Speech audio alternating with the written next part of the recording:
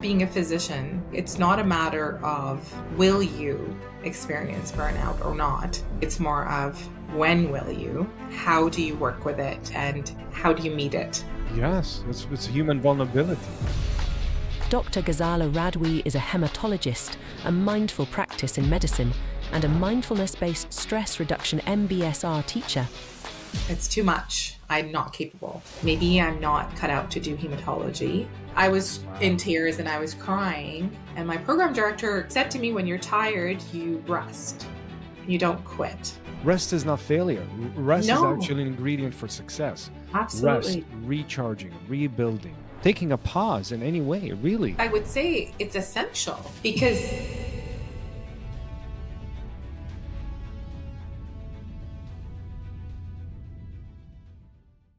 I just want to quickly thank you for stopping by and starting to watch this Pause to Elevate podcast.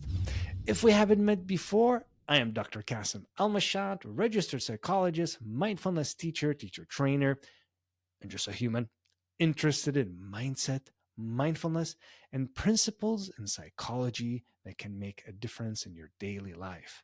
My mission is to support you in understanding your mind to transform your life.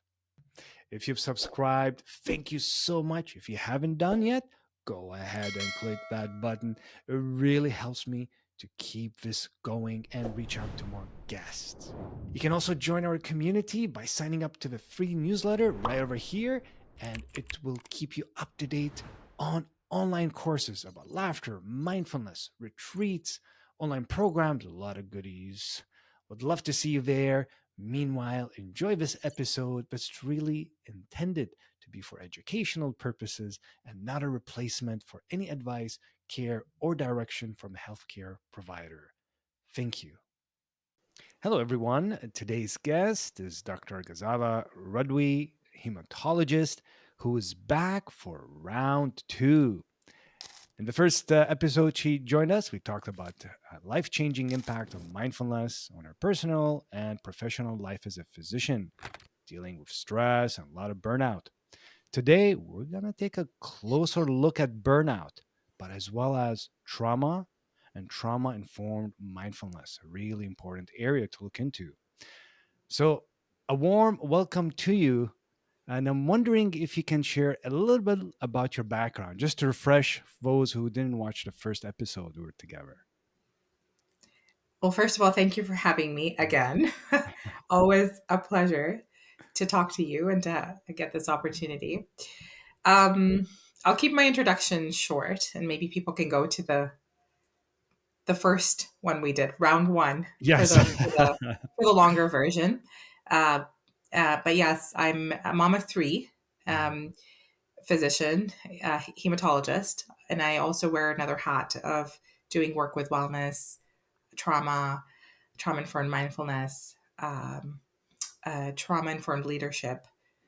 So, keen interest in also of late justice and the legal system and trauma, and how these different determinants impact health and well being. Hmm. You know, when you're sharing determinants, I know we'll look into it. It's like you're widening the lens when we're looking at health.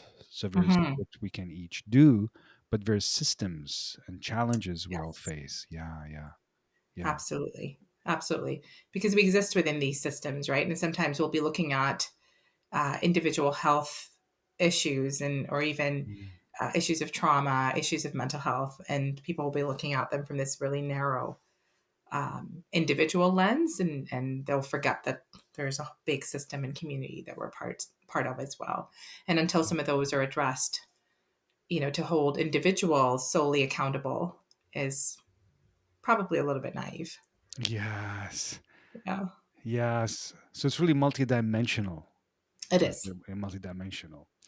So I wonder if we can kind of zoom in a little bit about burnout, and then we'll turn into trauma informed mindfulness and trauma. Mm-hmm. So, um, as a physician, like in addition to having like a life outside of work, how has Yeah. how has it been for you? This burnout, and mindfulness, and uh, can you say a little bit about that?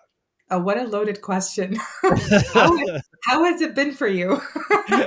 It's so open ended. Um, let's see where to start with that. So I think being a physician, I would say it's not a matter of will you experience burnout or not. Mm, I think it's more of when will you, and how do you work with it? How do you recognize that it's there, and how do you meet it? And what can you do to kind of prevent, maybe secondary prevention, or at least to minimize kind of the impact of it? mm, And obviously there's system factors that are related to that as well, right? yeah. And then there's things that are kind of that more individual level, but that individual is also within the context of a system. So that's my kind of more recent, take of it. Is not, Mhm, oh, some people will experience it and others won't. I think to some degree we will all experience it within mm, this field, given the amount of exposure that there is to trauma, yeah. suffering, death, grief, loss, Mm, um, and and also the wounds and traumas we bring into the system with us. A mhm, lot of us are called into these healing, professions, because we're coming in with some of our own understanding of what it's like to be wounded and vulnerable and have mm, had suffered, and hopefully to maybe consciously or subconsciously wanting to alleviate the suffering of others. mm, And so I don't know that we always know that what we're bringing in, the wounded healer type concept. yeah. But there's certainly that, and then there's certainly what we're exposed to. And I don't think our medical systems are well equipped to um, train people to understand, to even recognize the trauma that they're experiencing, how to work with it, what to Mm, do with it, and how to manage burnout. How do you even recognize that there is burnout? What is it? And mhm, certainly the medical system, and starting from training, medical education, residency, like it actively causes some of these yeah. things as well. So yeah, so and we can explore today a Mm, little bit more as to how I've been personally impacted and by some of these things, and also perhaps some of the work that I've been involved in to help bring that awareness to all these things that I just mentioned, and then to begin mm, to address them um, at really a systems level. mm. What might that look like? Hmm. Hearing you share this, it makes it okay, right? Because sometimes we feel that, oh, if I reach burnout, I failed or something. Mm. And it's more, it's when we reach burnout, how can we work with it? Because there's Hmm. things outside of us, like you're mentioning, the system, the demands as a physician, and other fields too. Like other fields Yes. experience the same thing. That's not just that person, Hmm. what's happening in the system. Yeah. So what was it for you? I'm wondering that your signs of burnout. How did you know as life was happening and busy physician, and what were the Hmm. signs that told you, oh, something is up here? Hmm. Hmm. So for me, so it's been about 15 years now, and it was during my training, my residency. And so 15 years ago, there was some talk around physician wellness. I mean, this work had already Mm, been started. Uh, it wasn't as prevalent, I think, as it is now. I mean, even now, it's not enough what's mm, happening, and at least the conversations are happening. But 15 years ago, it was even less common. So yeah. I hadn't heard about. I didn't know that that was even a thing Mm, when it happened.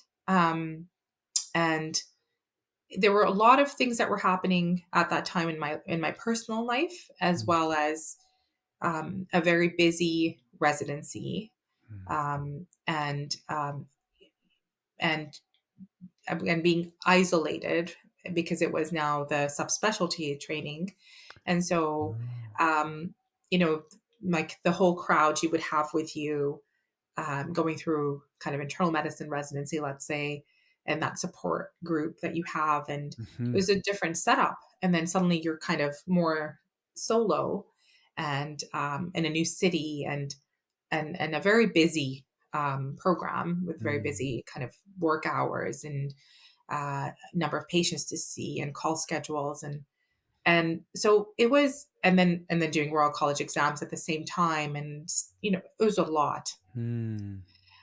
And I remember just having this phase of feeling like this one day I was doing a consult on a Mm. patient, and it was something that I would normally know like the back of my hand and be very kind of efficient with. Mm. And I found that my mind wasn't um computing as well. Mm. And I was like, what's going on? It was scary. It was like having a stroke or something. Not that I've had one and I don't know what that would be like, but just imagine like your brain is just not computing. The words were like I was trying to um, present the case to the attending at the time, and it would be something that I was really good at, Yeah. and I took pride in the way I took care of my patients, and also the ability of my mind to process things and remember things and remember patient details and histories. And Mm. I didn't need a lot of writing and cards and things to remember. Like I remembered a lot of the histories and stories in my head because I was interested in them. I remembered Mm. them in chronological order, Wow. like I had a way of organizing them in my head. And so the fact that I wasn't able to easily access this Yeah. or to process the information and present it, like I was like, what is happening to me? Mm. Scary. And it was so scary Yeah. because all through like my training and up until then in my medical career, um things could be going personally kind of low for me, Mm. but my work was never impacted. So it's kind of, yeah, it was kind of untouched.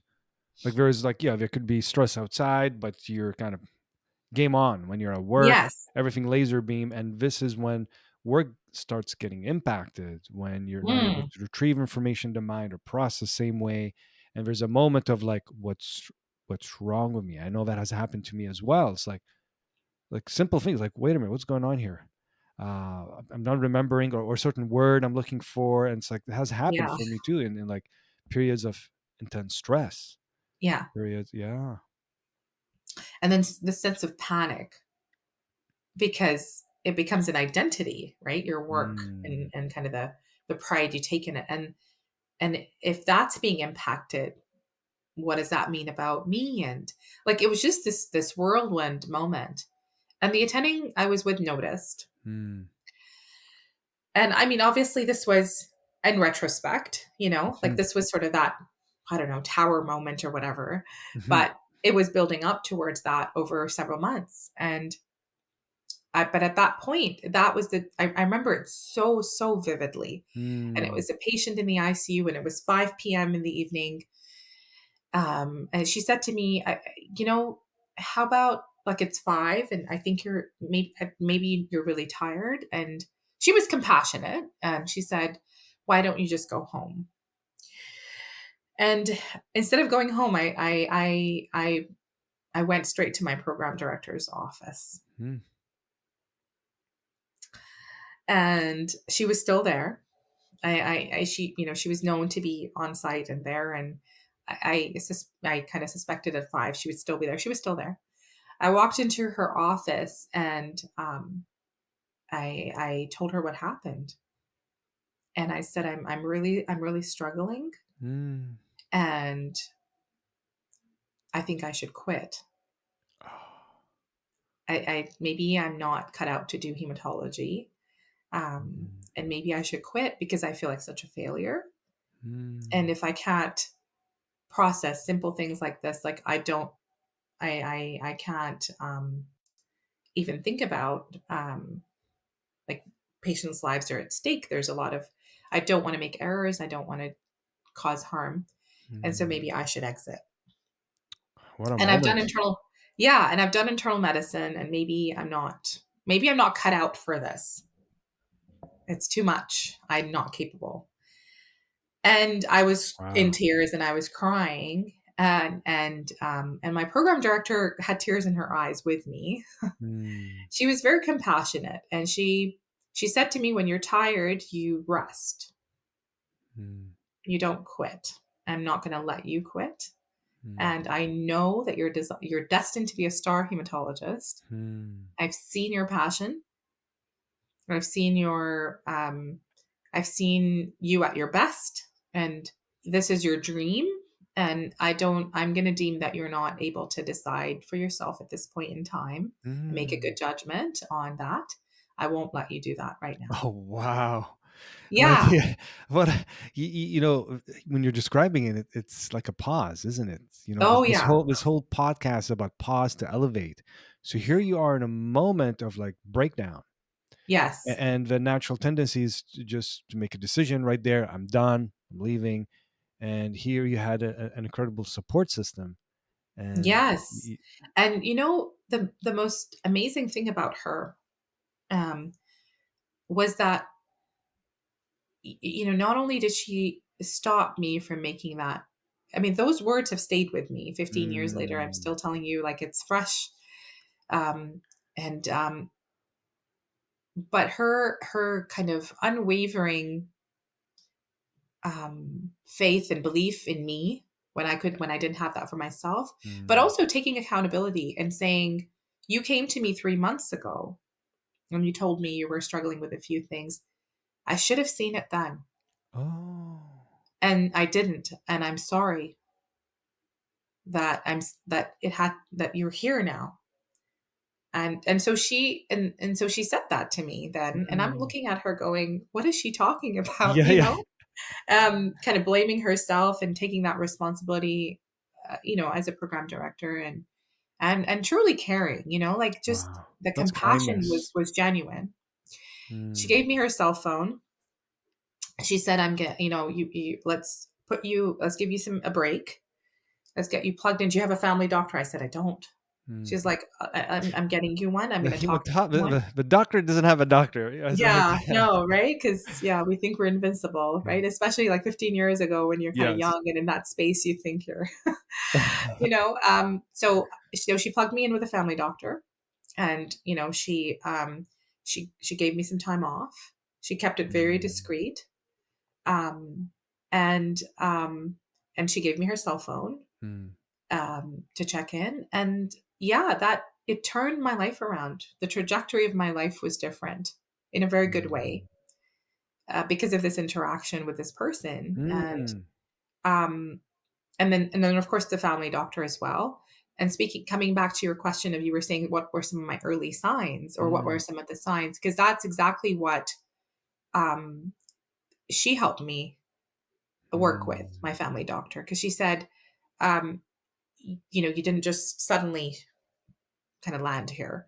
And of mm, course she also helped me work through the whole, I feel like a failure, I should quit, how can I mm. care for patients when I'm so weak myself, and seeing that as weakness, not as kind of human, that you're human and there's systems and involved in this. And obviously, like if you're in an environment that is taxing and toxic, from Mm. that perspective, that of course you're going to be impacted, Yes, it's a and not human because you're not. vulnerability. I mean, Yeah, it's not because you're not resilient. It's not because you're weak, mm, right? But all of this was very new for me at the time. And so she helped me see that. And she said, the minute you noticed that it was impacting your work, you went and spoke to your program director. She's like, "You are the physician that I want to care for me if I need, mm, because you've got that awareness."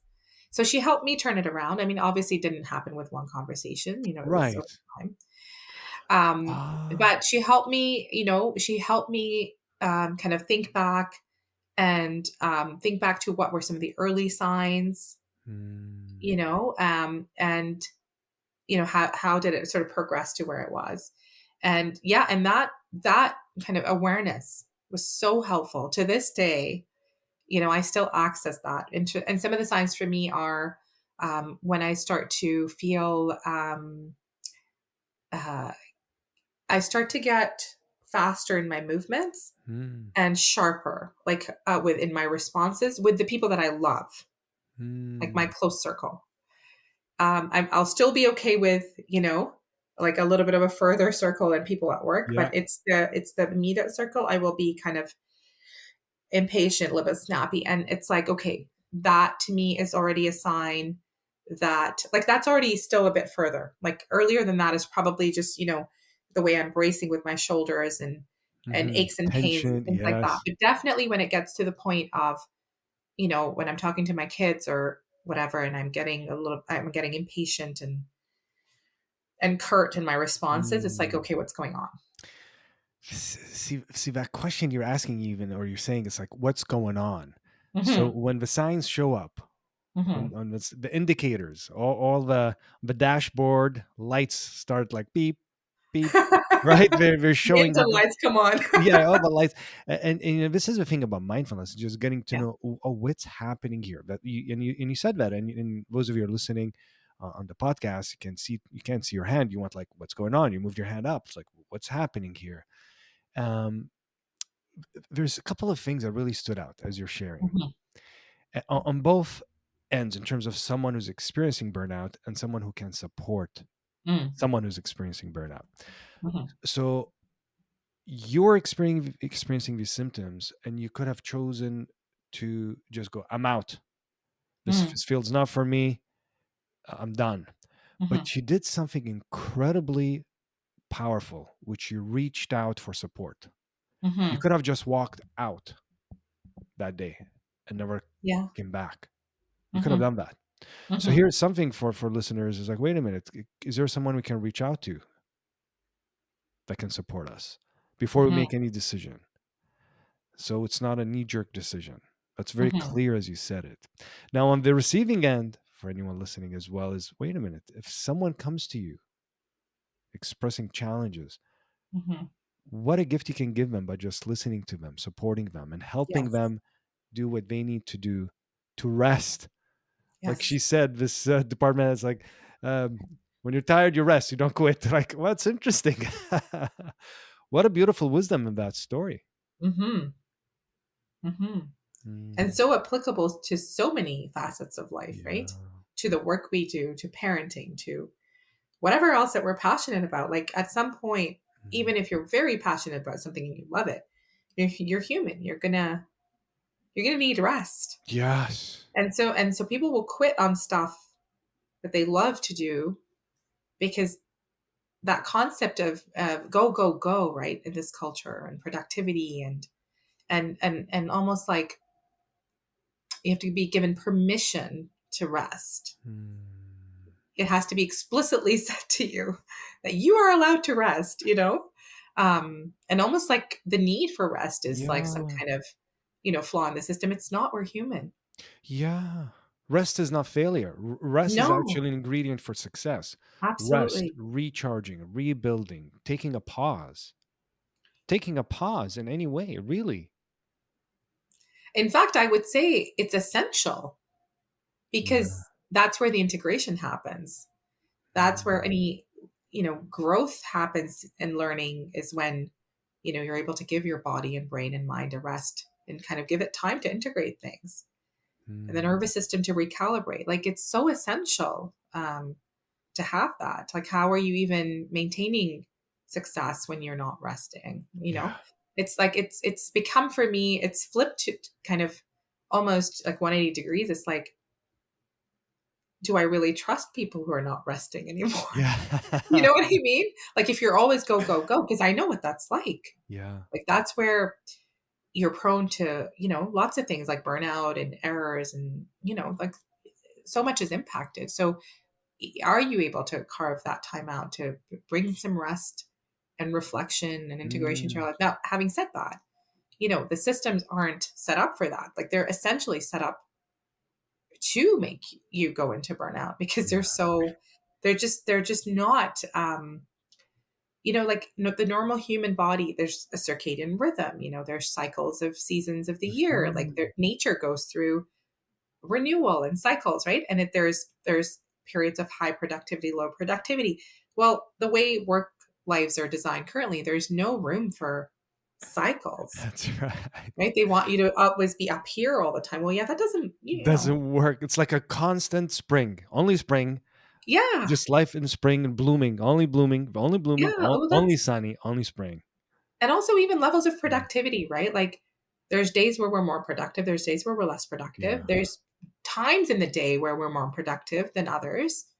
And those vary for people. And I get it. Mm. Like you also need schedules and you also need these systems, but they're very rigid systems Mm. and they take away people's autonomy and their ability to feel like they have some control over their life. And so that's a recipe for burnout. Mm. So yeah. What a recipe. And I guess this is what led you in terms of mindfulness and Hmm. mindful practice in medicine. And I'm wondering if you say a little bit about that, the work of Nick Krasner and Dr. Ron Epstein. I've had both of them Yeah, on the podcast as well. And I'll put the link in the show notes, but I'm wondering if you can say a little bit about, mindfulness in medicine when your work, and I think you're facilitating as well these. absolutely. So Mhm. yeah, it's all linked. I mean, the thread kind of Mm. is linked to that initial story that I shared, and understanding, realizing just kind of this whole concept of burnout in medicine, um, and then becoming really passionate about becoming part of the solution or the helping these systems transform and Mm. really the advocating for how it really is a systems level issue, Mm. and understanding that and recognizing how this one person in my life made such a big difference to the trajectory of my life. Like if I hadn't had that conversation with her, if she hadn't, you know, stopped me from making this decision of quitting, Mm. I would have, I wouldn't have experienced. I think I would have still been a great internist because I Mm. love that work too. But hematology was where my heart was, Yeah. and I wouldn't have experienced that. And so I became Mm. really passionate about doing the same for others and recognizing that even bearing witness to someone's suffering Mm. made such a big difference. Well, then to do that, well, how do you do that, right? You need to And bear she did witness that to your for own. you. She Like did she that for bared me. witness to your suffering and your struggle in moment She of did. like burnout. So you experienced it. Yeah. Yes. And not only that, she also, when we talk about like mindful self-compassion and the three facets, right? And one of Mm. them being that shared humanity. Mm. She also shared with me that there were many physicians in the same situation as I was. And she Mm. said, I can't give you their names, but if I could give you the names of how many staff people that you work with, attendings, are also seeing a counselor, also going through their own kind of burnout issues, you would be Mm. surprised that I share that with you so that you know that you're not alone. Yeah. Um, so that was the start of it. And that led me to, all these different sort of, different, I won't say tangents because they're related, but Mm. different directions I went into, all interrelated as to how to understand, kind of the science of burnout. And then also, how do you then work with, I was Mm. especially drawn to that part of how do you become aware of your own suffering, right? Mm. Or that of others, as well as the beauty and Yeah. noticing, kind of what is going well in your life as well, and how to begin to see all of those things instead of this sort of all or none thinking, Mm. and noticing the nuances and noticing the contradictions and kind of understanding, Yeah. human nature, like all of that. And then of course trauma came into that because sometimes there's, although they're kind of, it's a distinct entity, burnout, Mm-hmm. but there's also sometimes, is it burnout or is it trauma, right? or Mm. is or is it some other mental health issues that are happening? Like how do you discern, or how do people start to access help so that they can, Mm. instead of self-diagnosing, they can actually, as you were saying, seek help? And how do we make those pathways happen? How do we do that for Yeah. trainees early on so that, they learn these healthy habits early? Mm. Can we bring that into medical curricula? So all of those are different directions that I went into, and it ultimately led me to mindful practice in medicine, Mm. um, in Ron and Mick's and Fred's work, Mm. and that was my first retreat at Chapin Mills that I attended was in 2019, and I was again hitting a low. and I was again experiencing burnout. And this time, not as at the level of where I was Hmm. that first time, because I knew differently this time, but enough to say, okay, um, like this is excessive. I can't sustain this. And Something has to again, change. something has to change. And Yeah. again, one of the first, other than what I was experiencing at a personal level, in my work, one of the first things that or it probably wasn't the first, even that was pretty far into it, I think. But it was like when I started to, like this one day I sat there and I had a patient with multiple myeloma, newly diagnosed, and Mm, I was feeling under the weather. I was exhausted and emotionally depleted. mm. And and my twins at the time were like a year or 2 years old. And so there was all of that going on, but people can listen to the first episode to Yes. see what that was all about. And so that was that phase in my life. And I remember thinking, I have to get up, and the patient's waiting in the room with his family, and this is Mm, going to be a life-changing moment for him. yeah. And I know how big it is, to of what the news that I'm gonna share and the questions they're gonna have, and it's so life altering, and they're gonna Mm, be completely different people walking out of that room. wow. Recognizing that, and then also at the same time feeling like, oh man, I'm so tired, and who's taking care of me? Yeah. I'm being called to take care of people, and just having that thought and not being very happy with that thought, because I'm like, what is this, Mm. And I gathered up my energy. I went and I spoke to them, Life and I changing, like you're informing yeah, them of life changing news, yeah. but And while you're, I yeah. mustered all the energy I have, and I wanted to be present for them, and I wanted to be Mm, engaged, and I wanted to be, to show up with my full compassion. And I did for that. But it exhausted, like after I came out of it, it mm, was like I couldn't move for a while.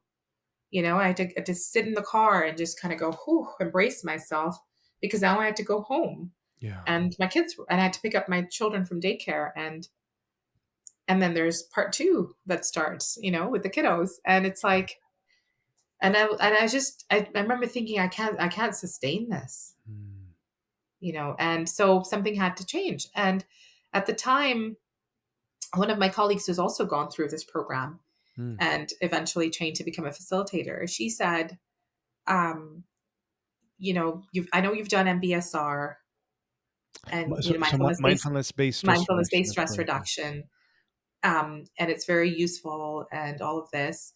Um, I really recommend though that you also go and attend this mindful practice in medicine retreat. Mm. Um, and she didn't tell me what was going to happen. She didn't share a whole lot. She just said you really have to go. But the And title captured you, right? Like the title it did, probably like mindfulness it did, practice in medicine. Wait a minute, it's medicine, it's mindfulness. yeah. Okay, like It did. It did. And I was feeling a little bit desperate at the time, because mm, thoughts of leaving medicine were coming up for me. mm, Like maybe I should just quit, you know. Again, that whole maybe I should just quit, right? And it's like you mm. want to, and I couldn't. I didn't have clarity in my mind of, is it because I'm so tired and burning out Yeah. that I'm feeling like I want to quit, or am I actually done with medicine and feeling really disillusioned by the systems? And I was here for the work of heart and healing, and I, and the systems just don't support it, and it always felt like an uphill battle, like even having time to have some of these conversations with patients, even like dealing with the after, Mm, they've gone through cancer treatments and whatever, and now they're in remission, but they've got so much to recover from in terms of the experience of it, or how traumatizing some of that is, and well, mm, where's the supports for that, and just feeling very kind of alone in that, and like how do you, and just defeated. mm. And so I wasn't sure which it was it the system, was it where I was where I was working at the time, or was it just I've lost interest in medicine and I want to do something different, like which is it. And so Mm, she said, go to this, um and see what happens. mm. It's And almost so like I a went. last ditch effort or something. It really was. Yeah. It really was. I was desperate. Mm, I have one foot almost out the door, mm, of this world of medicine. I'm so done with this. And I mean, you see all the systems issues, not only for physicians, but for patients, like yeah. the inequity, the discrimination, the racism. Like, Yeah. it was like, man, this is a lot. And Mm, I'm tired, yeah. Um, and again, remembering my program director's words, when you're tired, you don't quit, you rest, but kind of rolling my eyes a little bit over that still and going, I don't know. I don't even have time to rest. Mm. So anyway, so I ended up going to Chapin Mills. Um, To and where? Chapin Mills.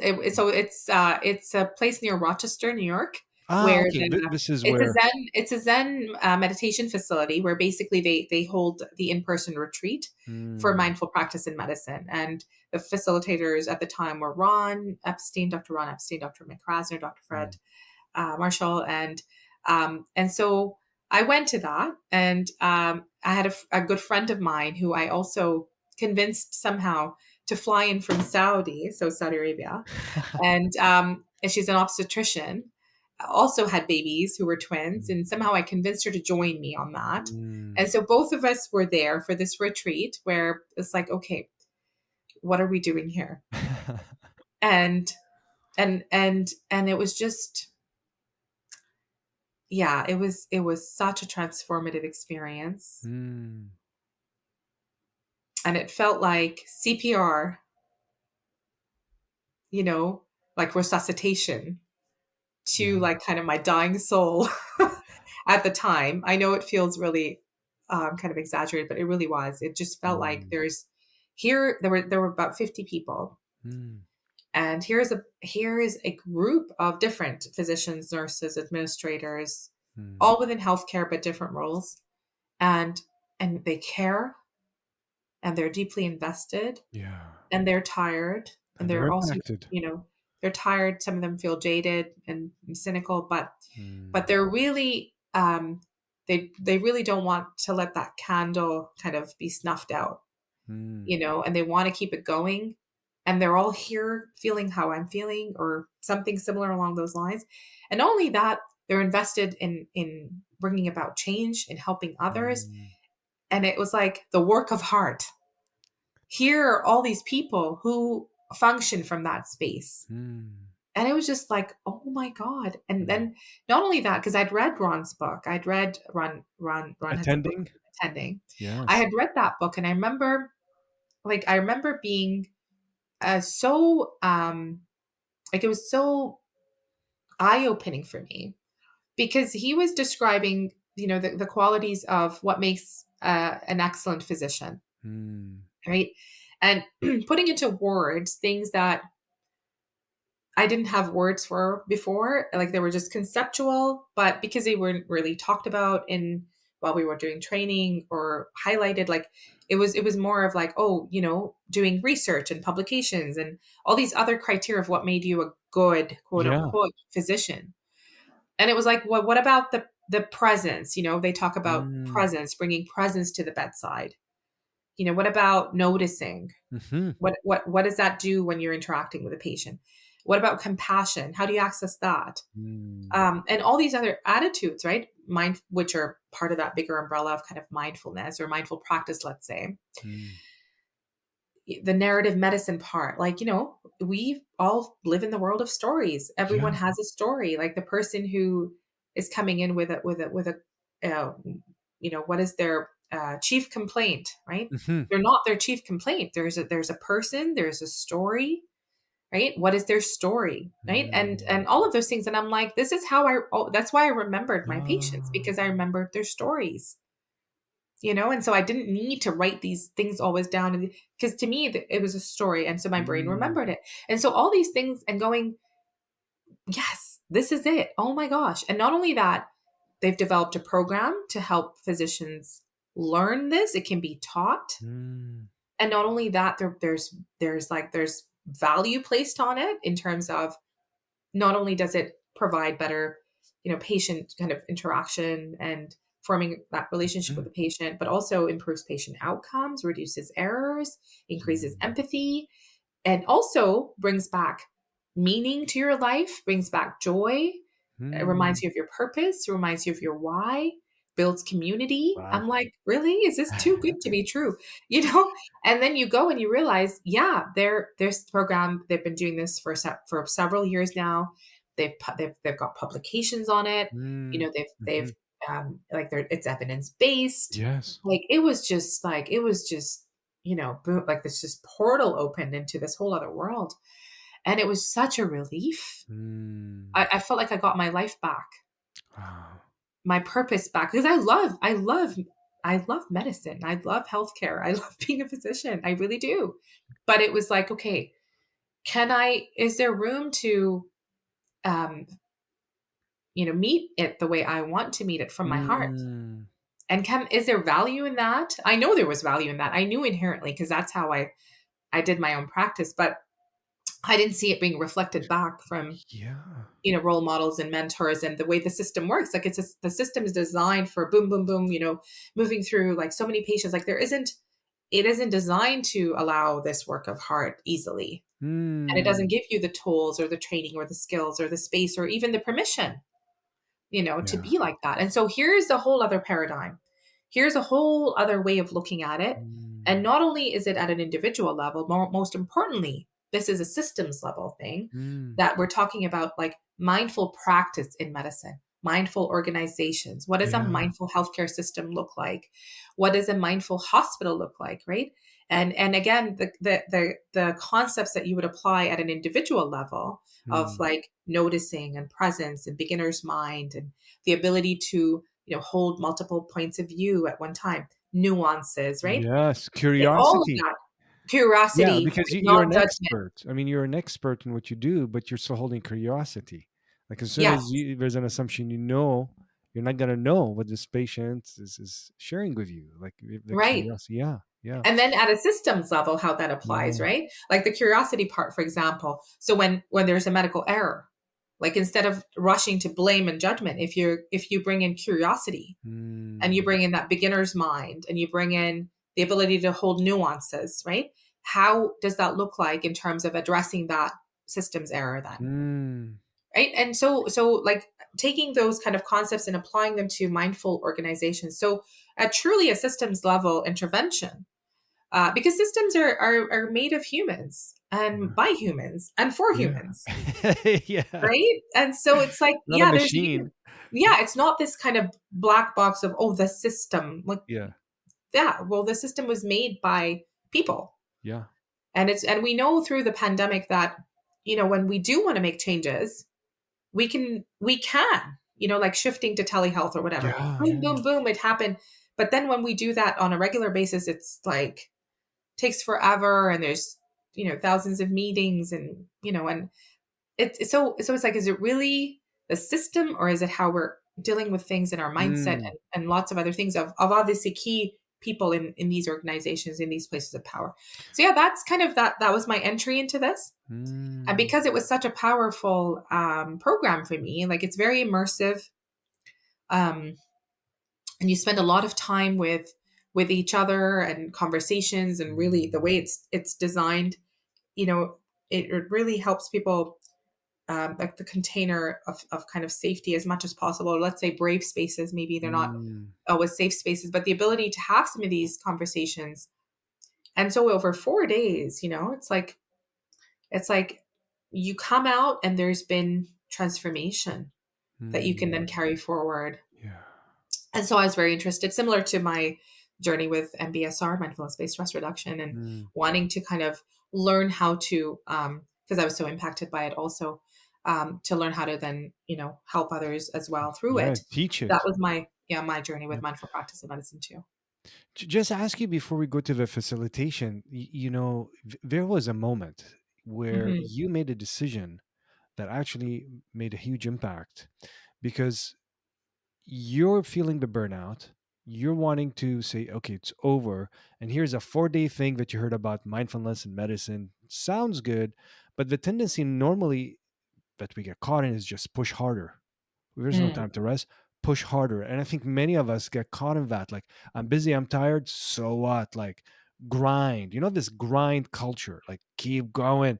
Or you don't, even if you're tired, you go.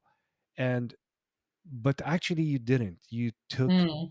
a pause to go Hmm. and take care of you, to do it differently, to learn skills, to connect, to Yeah. communicate, to and coming back.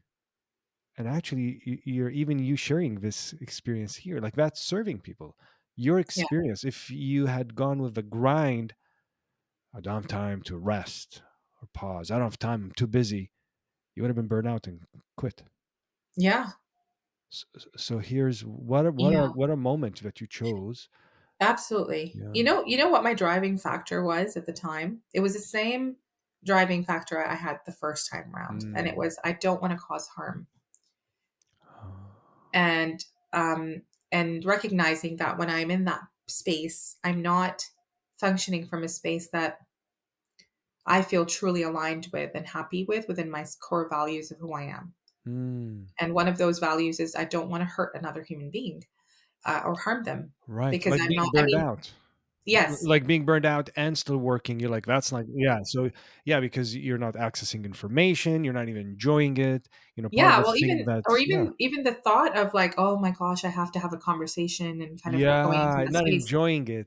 Yeah, Hmm. it's yeah. Like, Yeah, yeah. it just didn't feel right, Yeah. and then John Kabat-Zinn showed up in one of our mindful practice in medicine trainings, Mm. and when I shared this story with him at the time, and his words brought tears to my eyes because he's like, that is you applying the do no harm principle, do no Mm. harm first principle.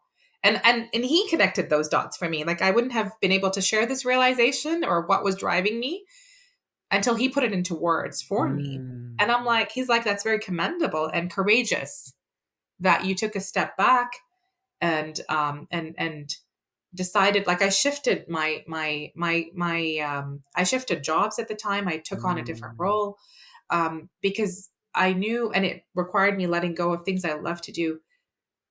And it was a very momentous time for me. There was a lot of Mm. grief in doing that because I loved what I did, but it was accepting kind of my human limitations, not as a something to be ashamed of, but something to just realize that, yes, we have limitations, and Mm. that it was stemming from this place of not wanting to cause harm. And he helped me see that and connect Yeah. those dots. And I remember just him sharing that with me, and it just brought tears to my eyes because I'm like, oh my gosh, that was the reason.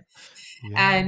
And somewhere deep in my heart, I didn't want to cause harm, and Mm. also to myself. It wasn't just about harm to sort of others in terms of like patients, but also to myself and to my family, like my kids. And It's a disservice. it is a Like disservice. ignoring these signs of burnout and not doing things differently is a disservice to oneself and to Yeah. those around us. Yes, So that's what was so really powerful about it was. choosing that And moment. also Yeah. doing it with grace towards myself, of Yeah. recognizing that there are systems issues at hand. Yeah. This isn't a personal failure. Um, and and also the whole thing of here I am again, you know? Yes. And even though I had my eyes open and all of that, but here I am again. And Yeah. it was humbling, it was eye-opening, and just very, like, it was a learning experience of Mm. how, despite being individually resilient, and I would say I Mm. am a resilient person. You know, my life stories and what I've had to go through. But it's because it's not about that. Mm. I think as all of us in these helping professions, we're all very resilient individuals. It's not about Yeah. individual resilience at all. It's about these systems that are set up around you in a way that are, that's why I Mm. say it's not a matter of are you going to, it's like when, and what do you do with it, with the Yeah. current systems. Hopefully at some point the systems shift enough that that isn't kind of something that definitely will happen. It's Right. only a matter Maybe of, not tomorrow. yeah, I know we've got work to do, We got to but for yeah. now it's like, okay, and it can happen to you multiple times Yeah. despite having your eyes open and the awareness and the tools and the skills. Yeah, they don't make you immune because the Yes. systems are, when you're thrown into a system like that, of course, that's, you're human. Yeah, of course. And is this what propelled you to do the facilitation training Yes, and mindful practice? So is that what you've totally. been? Yeah. So can you say a little bit about that in terms of your experience of being facilitator with mindful practice in medicine? It's been, oh my gosh, it's been the highlight of my medical career so far, has Mm, been the training itself. So I went on to do the, after the core workshop, I did the facilitator training, mm, which is a 5 day intensive, training. But then I went on to do the year long training with them as well. mm, And just, the training itself, there's so much learning that happens, and connection and community mm, building and shared humanity and healing, and these amazing conversations, and powerful um, directions towards change, and kind of, instead of working in silos, finding connections with people, because you can't do this stuff alone. And no, and the drive that people have to get up and mm, keep going even though it feels like an uphill battle. It was just life changing again, and very inspiring. I'm so mm, glad I did it. um it, worthwhile commitment of time and money. Like, I did it in my own time and my own mhm, money, knowing not knowing completely or entirely where exactly I was going with it at the time, but trusting that, because I was drawn to this work so much, mm, and I loved it so much, and it gave my life so much meaning, and it even helped me with my personal stuff, mm. that I was experiencing, because we're not compartmentalized humans. Right. Here's my personal and here's my professional, right? We're same person. Yes. But it really helped me find so much in my personal life too, um, and that I kept going with it, and then I've had the opportunity since to do many of these modules, like facilitate them in different formats with Mm, different um, physician groups, here mm, in Edmonton, within Alberta, Calgary, elsewhere in Canada, mm, because of the pandemic and the ability to do a lot of things by Zoom. People started to hear about some of the things I was doing. I was getting invitations, and mhm. yeah, and soon I began to be compensated. Like, I was doing a lot of this work in the beginning, kind of just doing it in my own time. Yeah. But soon after, there was, like, I started to be compensated for my time and efforts as well, and it just kind of took on a life of its own, which I love, and I carved out Yes. time specifically for it.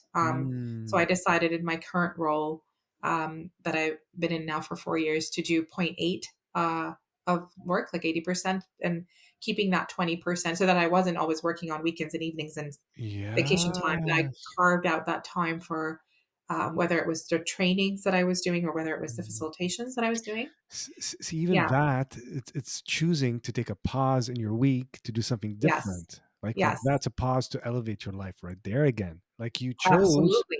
to, you could have, no, no, no, just push through and do more and more. You said, wait a minute, I'm gonna have to go to point 0.8, 80%, and then leave some time to do this other work as well, which is close to the heart. Because Yes. that's a choice too. That's Yeah. a choice too. And you're doing it. Otherwise, you're doing the same pattern to getting burned out. Like if you didn't do that, right? So, like, yeah, Y- Yeah. y- I was just gonna say that was the direct impact, I think, of this whole trajectory, and when it came to round 2 of it, mm, and going through it, kind of, here I am again. But thankfully not in the same way I was the first time around, mm, because that I had no idea, and it was kind of far out, and the further out you are, like, the pathway towards healing from that isn't, your people think, oh, you take a month off or a few weeks off and you're just going to recover. Yeah, no. yeah, It takes time to recover from that, yeah, and that's where the early recognition is so essential, because the further out you're at, the longer it's going to take to recover from that, and the bigger the impact on your personal and professional life, right? But yeah, at that time, and the first workshop I attended helped me Mm. kind of make peace with and find closure with these different decisions I was making that felt like failures at the time. Again, that whole struggling with, I should be able to pull through this. Yeah. Why am I not able to pull through? And then the conversations I had with people there who really, there's a lot of tears and a lot of vulnerability in sharing some of that stuff and the grief of it, right? And and feeling like you're letting your patients down because you're cutting back Mm. on work and those kind of things, but also recognizing that you weren't really doing anybody a service by continuing to work that way. Lots to work through, but it gave me that permission to then Mm. be intentional about how I wanted to spend my time. So that was a very intentional decision. I'm very grateful that I was able to do that for myself. And yeah, because I no longer wanted to be in this constant space of like busy, Mm. busy, busy. And I understand not everybody has the privilege to do that or to be Yeah. able to have that kind of that you would think we should be able to have that kind of decision making and control over our lives, but the way systems are designed, you don't always have that flexibility. No, no. Thankfully, where I work currently, um, I have an amazing boss. I have Mm. amazing teams that do recognize that, and so I didn't have to explain. I said I like to do point 0.8 when I started the job, and I really didn't need to. I thought I would have to explain why. Yeah, yeah. I had my answer ready and I didn't need to explain anything. Mm. So I got lucky that way. But Mm. yes, it was also an intentional, like I was ready to advocate for myself to do that. And I had my reasons Yes. and it was sort of like contingent on me starting this job and stuff like that.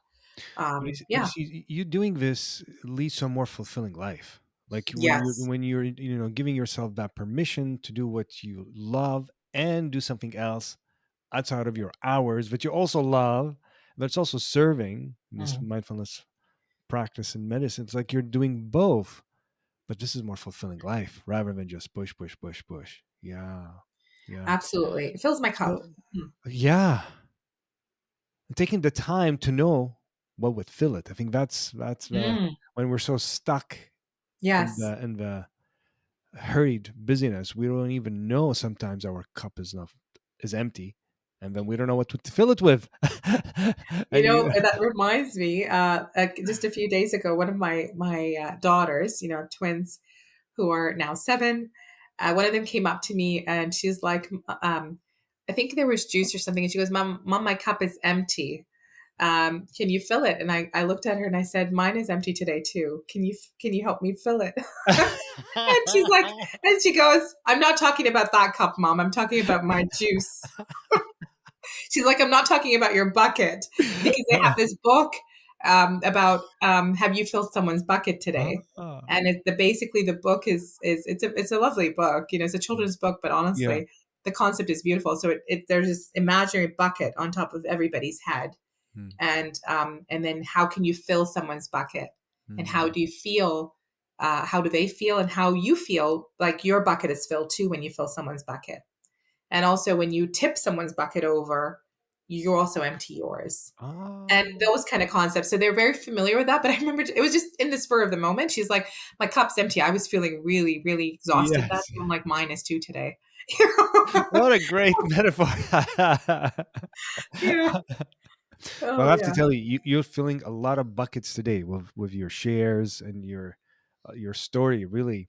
And there's something that might empty some of that bucket. And we mentioned when we began in terms of trauma Mm-hmm. and trauma for mindfulness. So I'm Mm. wondering if we can talk a little bit about your experience about the trauma that you witness with your patients and being a receiving end of Yeah. being with people, but also personally and how it shows up.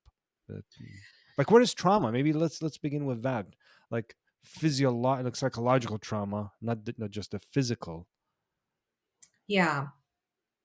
I mean, there's all kinds of definitions out there for how you want to define trauma, right? But I love Dr. Gabor Mate's sort of take on it, and others who have a Mhm. similar of trauma isn't necessarily what happened to you externally, but it's what happened to you internally in response to what you experienced. Mm. And also, And so where it disconnected you from yourself, where you felt isolated, where you felt like you didn't have anyone to talk to, where you lost your sense of autonomy. And then also that it then stays there like this invisible wound, and Mm. it perpetuates internally way beyond the occurrence that happened.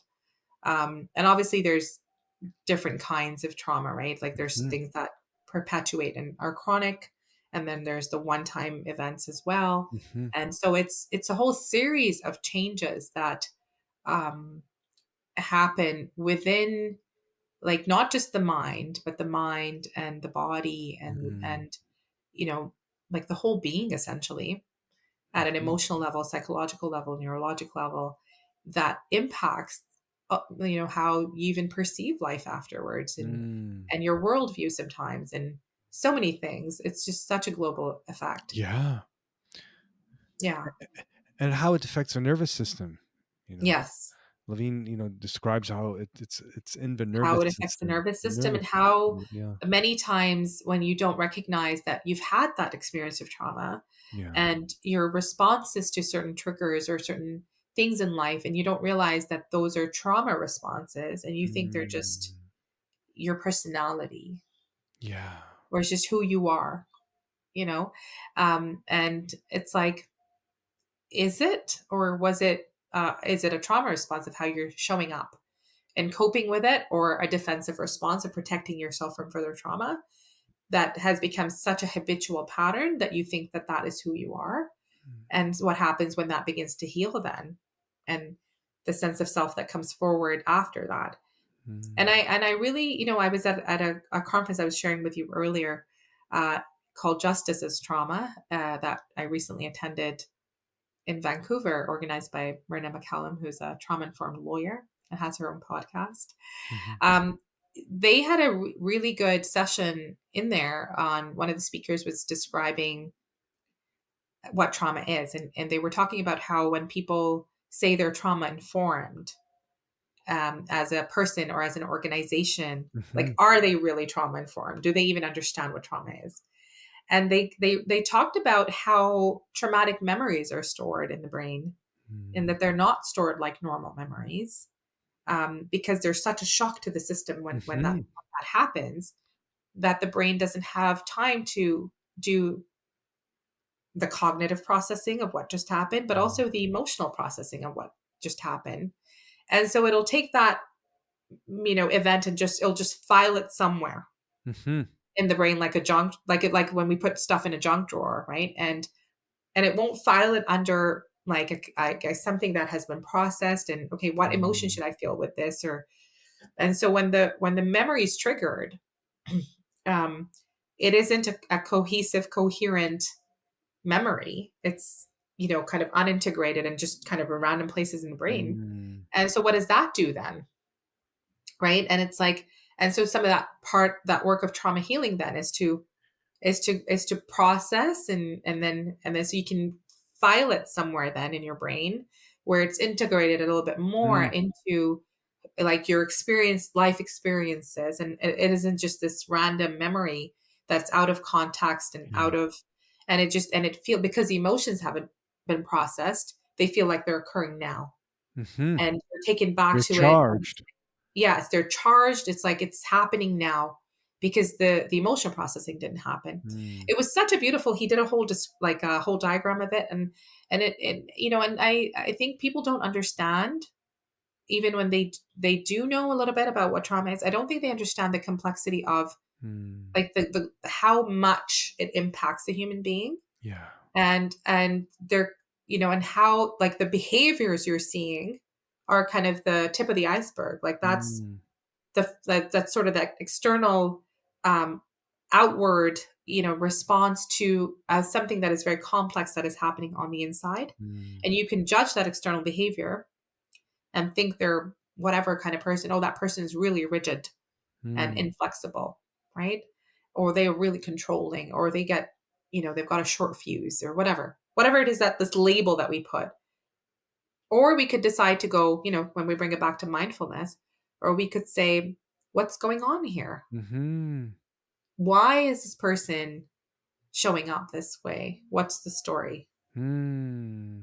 So the story of trauma in the mind and in the body, Hmm. and in your journey in terms of mindfulness and mindfulness based stress reduction, Yeah. there's many practices that get us into the body, into the mind, and one of them, for those who are not familiar with it, is called a body scan, where you just bring your awareness to different parts in the body, and that sometimes for some people could be activating, and that's one of many reasons when we introduce body scan in MBSR is giving people choice and options and Hmm. working with it. So Hmm. for you, what was that like in terms of experiencing body scan and you know what arose? I'm just Yeah. curious about your experience of Yeah, it was very interesting, very eye opening. mm, This is several years ago now, and when I first started with mindfulness and MBSR, and I found body scans really difficult to be mm, with, and I found that my either I couldn't do them unless I was with a group mhm. of people and where I felt a little bit more held, but I would often just sleep through them. Yeah, many Like I just people. didn't want to be there, and my mind would just go into sleep. Um, and I, was curious about that, but I didn't really pay too much attention to it. Mm. Thought, okay, they're just boring and long. So of course, like that's a natural response, like not really questioning that, and just going, they're boring. Of course, I'm not. Yeah. Who would be? Are there people that actually enjoy this? Um, and then later on, through some of the work that I was at the same time also doing, uh, Gabor Mate's compassionate inquiry training, Mhm, and working with some of those practitioners. And I remember one day one of them asked me, and she kind of pointed towards my kind of the neck as mhm, the mhm. connection between the head and the body. And she kind of went, I know you've got a good connection here. And she's pointing towards the head. And it's where you tend to function from and you have your Mhm. confidence about is your intellect. And she goes, and then she points down here. She goes, what's the relationship down here? So the body, you're pointing The at the body. body. Yeah, yeah. Yeah. And I'm like, What mm, about it? I'm like, the relationship with what relationship? you know? you know? And just realizing that I don't even pay attention to the body as something I need to have a Mm. relationship with or be aware of or relationship. Like it was just such a, uh, like I remember feeling like, what are you asking me? What do you mean relationship with the body? Like, is that even a thing? And she's like, yeah, it is. And how do you feel? Like, do you feel confident? Do you not? Do you like to, you know, do you like to be in your body? And I'm going, Mm. what are these questions? Yeah, yeah, What are you yeah. asking me? But then it was very eye-opening. It just at one point in that I realized I don't feel safe in my own body. Like I Mm. don't feel safe to go and feel in my own body because it brings up there's somatic symptoms, there's physical symptoms that bring up traumatic memories. Yeah. And so I don't want to feel. And so I've dissociated from the body and I disconnect from it. I don't want to Mm. feel because I don't want to be reminded of stuff. And it was that was the beginning of a whole shift in Mm. so many things, and it became a major um what would the word be, tool or skill to be able to be in my body, Yeah. to learn to do that with gentleness, though recognizing the Yes. concepts of windows of tolerance, recognizing where I tried to do that at one point. I tried to do that too fast and I pushed myself into, outside the window of tolerance, into kind of that hyper vigilant, uh, Mm. anxiety, and I was getting panic attacks, and my blood pressure was high, Yeah. and it was because I Too was doing it much. for Yeah. long. I did too much. I pushed Yeah, myself. yeah. I forced myself through long periods of sitting. Going. I'm developing a relationship with my body, right? Yeah, yeah. And Just and going, forcing, yeah, yeah. yeah, forcing myself to sit for doing long body scans and not realizing that I needed to work with that gently. And so Yeah. that was a learning point. Like literally I went into where I was experiencing panic attacks. I hadn't experienced them before that way. Mm. And also my blood pressure went up, and I did a 24-hour blood pressure thing, and my blood pressure was constantly high. My Wow. family doctor wanted to put me on, a medication and I said to her, I think I know why this happened. Can you just give me a month? I'm Mm. I'm gonna do it differently. And I did. And then I started to address myself with, and I was getting help for this professionally. So I'm not suggesting people, Mm. try to do this alone. It's not a do it yourself, Mm. I did get help for it at the time. And I was able to find, slow it down, be gentle, Mm. work with self compassion, and begin to heal Mm. some of the things that had come up, and to do it at a pace that wasn't going to undo me. Yeah. And my blood pressure came down, and I didn't need the medication. And again, I learned, it was a learning curve of Yeah. what to do, This is Yeah. the courage to want to do it differently, because Yeah. you could have just taken medication, and sometimes we need medication. There's nothing wrong with it. I mean, you know that already as a Yes. physician. But Yes. here, like, the opportunity of turning to gently doing the work, whether one-on-one work, it's counseling, doing mindfulness work, and they really complement each other. Yes, they do. But the opportunity could have been covered up by just medication alone. Take Yes. blood pressure and that would solve it. But you went to the root cause.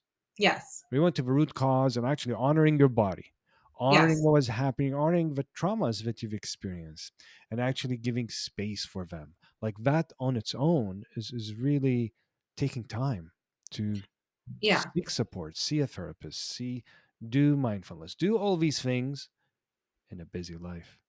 But Yeah. that's the healing. You connected with healing, and that's Mhm. what so really felt in how you speak, how you share your journey, is you are doing the work. And that's why you are such an inspiration for so many people, truly, because you've done the work and you speak from that place, not from just an intellectual place of knowledge, which Yeah. you have, by the way, so deeply, but experiential of Yeah. this is healing. Healing is possible, but we have to take time for it. We have to take many pauses in our life to seek help, to do work. Yeah. And here's the possibility of change. Absolutely. And I Yeah. think I think the whole part about the time and effort to do these Mm. things. People think that if you like, who has time to do this? And I would say the coping and surviving and escaping and dissociating and avoiding that we do as well of unhealed trauma is also time consuming and exhausting. But because it's habitual and it's how we've learned to function in life, we don't notice it. Mm. And we don't realize the difference until we actually do it's like pick your hard. They're both hard. But when Yeah. it's a in your mind, because it doesn't, the reflexive response is to not open, not go close to pain. It's to, reflexively is to shy away from it. Not look in. Yeah. Not look in. Distract. You think you're actually helping Yeah. yourself, but are you, right? Because Yeah. after you start the work and you begin to, the healing, yes, it's hard. It requires courage, requires vulnerability, it requires safety, it Mm. requires, community, like lots of things. Yeah. But then the aftermath of that, and there's no such thing as, oh, I'm a fully healed person. Like It's that's not going to happen, right? But it just allows you to experience life in a very different mm. way. You're, instead of being so afraid of experiencing life, you can actually experience the fullness of life, Mm. and begin to see the beauty and the joy, and not be terrified of being joyful, because on the other side, or of loving, because on the other side of that is grief. Like there's courage that develops to just Mm. live and be and appreciate and see beauty. So to me, it's been very worthwhile, and that's been my kind of motivator Mhm. to actively do this work, and then to also advocate for and help people see, the importance of this work. Yes. And obviously they have to come to that recognition from within themselves. You can't really make anyone do this. And I think that's been part of that journey also, is when you kind of that humility of needing to step back and letting people find their own Yeah. agency, their own, like, because again, if when I was forcing myself to do things, it was making it worse, because Yeah. a large part of that trauma is helping people regain their agency, regain their Mm. power, autonomy, the choice, right? To not feel like they were forced into something, and lost their autonomy and their dignity. And so, but it's hard because you see people going through suffering, right? And you Yeah. want to you want to almost You step want in you and want to pull them out, and it's like, no, rescue the yeah, rescuing no, that, no, no rescuing, no Yeah. fixing, and Yeah. it's more of bearing witness with them to Mm. their suffering, and reminding them of their own agency, reminding them of their own ability to navigate these things, reminding them of their own wholeness Yeah. that exists within them, right? That is always there. Mm. And so, yeah, it's been beautiful to me. Yeah. It's such a big part of what I do now in different Yeah. things. I love it. It's Mm. hard work though. It is hard work, absolutely. But it's like pick, like you said, pick what's hard. Like Mhm. they're both hard, but one of them is when you're turning in again with the right support, the right timing, whether you're seeking professional help, doing mindfulness, combination, whatever one is doing, is when you're turning to things, feeling the difficult. The other side of that is you're feeling also the joy more. Yes. Like you're feeling more, you're connecting more, you're Yes. opening more. So there's more of the joy and the enjoyment, and like this really is a precious life. It and is a precious life. and somehow it's you know conceptual often, but actually like this is real, like this really Yes. is And precious, this like is it. this. Yes. There isn't a take Yeah, two, right? there's no This take is two. it. How do we make Yeah. the best of it and Yes. journey through our own past, our own traumas, and be whole with all of it. Yes, absolutely. Yeah. It's funny that you say that, because that's exactly lately what has really been driving me. Like, Mm, one of my friends was saying it to me, like, because I'm recently, like, in recent times, also going through some difficult, very difficult times in my own life mm, at a personal level, and she was saying, like, you're given a new modality to work with, and you go, okay, here I am. I'm immersing into it, and she goes, how do you do that? And I said, because I'm really aware of the fact at this stage of my life that there is one life, and mm, I really want to experience it fully. And I also want to be able to serve as best as I can with what I've been given. And I'm beginning to recognize things that I can mm, contribute to. Here are some strengths. Here's what I do naturally well. Here's what can help others. And I really want to be able to do that. So if there's things that are holding me back, and mm. I'm going to immerse and do my healing. I'm going to Yeah. do that. To me, it's not self-indulgent, because there's a bigger context of it. And I don't Yeah. have, and some of that is that whole, I don't have time to waste. You got to be careful with that. Yes. But it really does come from more of, it's not so much about productivity as it is recognizing that, yes, like, that time is a commodity, Yeah. and that you do have certain amount of time here, and you don't know how much it is. Hmm. How do you want to spend it? And so I'm just very aware of that. Yeah. And that's my driving factor. So I'm like, okay, if this is going to help me show up for life in ways that align with my core values and what makes me happy and grateful, and more than happy, I would say what gives meaning, because it's not all about happiness either, right? Like, Right. it's not all about being happy. It's really about, like, is there purpose? Is there meaning? Mm, And so I will immerse into whatever it takes, and I've mm. rolled my sleeves up, and I'll be like, okay, I know it's going to You're be in. hard. Bring it Yeah. on, you know? Yeah. And so Yeah. that served me well. Well, you have shown up so fully here, which is really how you live your life, like with authenticity, realness, vulnerability, and it's such an open heart. Like what a joy to have this conversation with you. Truly, thank you for all the work that you've been doing, work you've been doing with yourself, the work you've been doing serving others. And I'm wondering, anything else you want listeners to know as we come to an end?